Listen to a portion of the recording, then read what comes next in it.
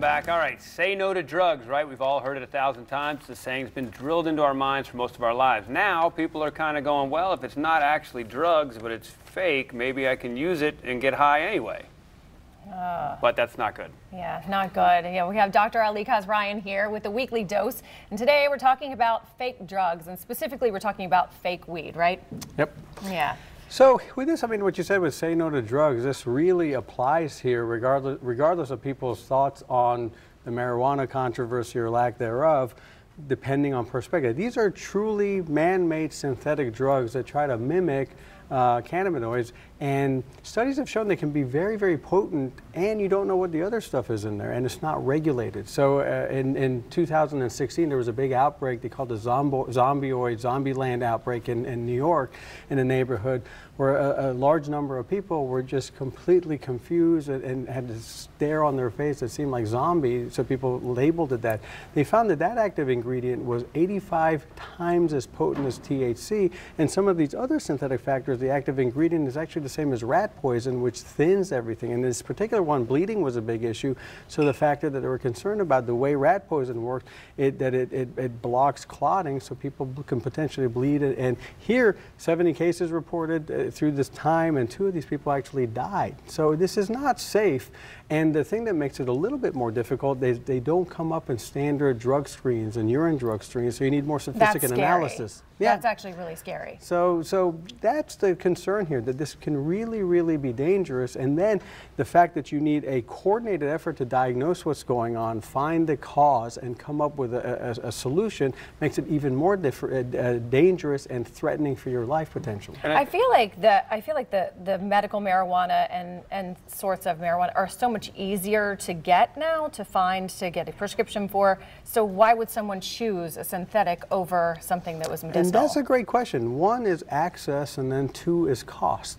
You know, so for this, and most of the people do. Expensive. Yeah, most of the people taking this stuff aren't probably doing it for medicinal reasons. So it's accessible. You can find it in convenience stores, gas stations, novelty stores. When you say find it, like what are they finding in the convenience store? Because the rat poison stuff is getting put on after the convenience. So not necessarily. So what happened, there are 2 ways, and that's a great question. There are 2 ways that these products, these synthetic cannabinoids, can be used. 1 is you get the active ingredient, and then what happens, a synthetic substance is put on regular herbs and factors that you can smoke, mimicking incense.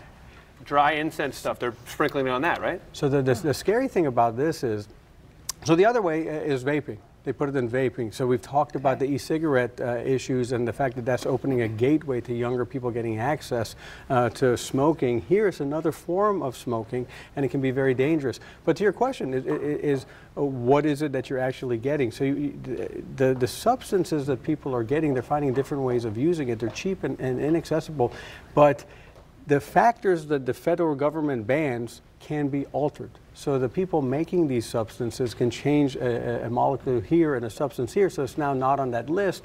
They make it seem like incense and potpourri, and right on there, not for human consumption. So it becomes something where who's liable? And you can kind of see a lot of the products on that screen. They're very, very appealing to younger people because they don't seem as dangerous as they can be. They can cause. But those products that we just saw on the screen there, they looked kid-friendly, but you're saying they have a type of almost like a blood thinner, which is a rat poison This particular time, the other times they have different factors. What they are, they try to make more potent man-made synthetic versions of cannabinoids so that the mind-altering reason why people take this are amplified. The problem is that they can potentially also be very dangerous.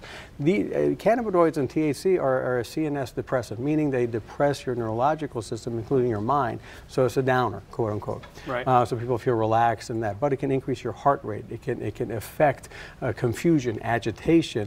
These particular substances, you worry about it affecting your kidney function. Could it potentially put you in septic shock?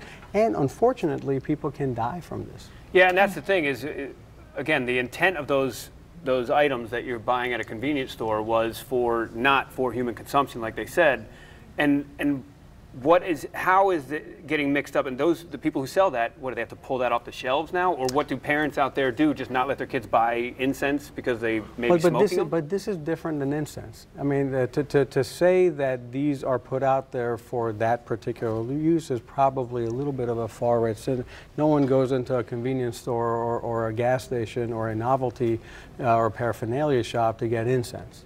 You know, and that's the argument on the other side of the fence from that standpoint. People argue like you and the people that make this stuff bank on the fact that people actually do. So you go by, and it's what you do with it and the knowledge of what the potency of this and the people making this stuff can potentially bank on that, in that you have now an accessible product that is cheap, and sometimes it's a lot more difficult to track and find on drug tests. So this is an incredibly dangerous product, both from a medical standpoint, but also in terms of the increased access to people that may not have otherwise had a chance to get this because of the difficulty and the potential negative implications of going out and getting marijuana. For whatever your thoughts are from that, this is different. All good information. You know, so be safe, be safe. You know, if head on the swivel out there, parents. If there's ever a time to say no to drugs, this substance is one that both you and if you have children, to talk to them, because the dangers of this can be fatal.